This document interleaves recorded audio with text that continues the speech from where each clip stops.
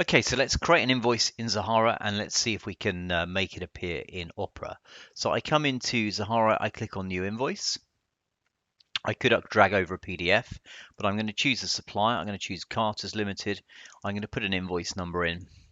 And then when I come down to the line items, we've already set the tax rate for that particular supplier and the nominal code.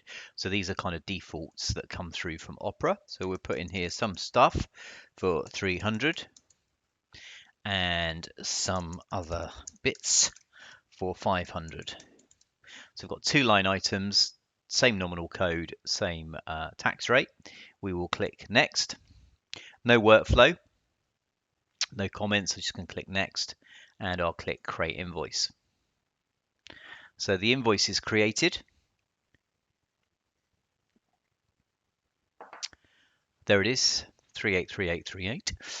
We'll now select it for export, which is part of the workflow. We'll hit the export button. So once the invoice is set for export, we get an orange icon down here to tell us that it's set for export. Now, if we come over onto our Opera environment, the first tool we need to look at is something called Smart Sync. So Smart Sync will install on the network and will talk to Zahara and talk to a local database.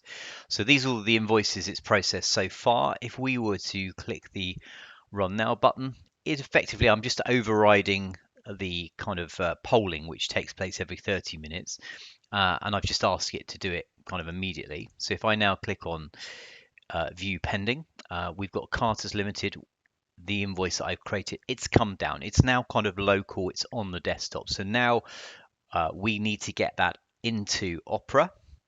So there's a separate service that runs, which polls our database and then pushes it over into Opera. So if I just double click that icon there, that will just effectively make it work. So if I now in Opera click processing, it defaults to Carter's.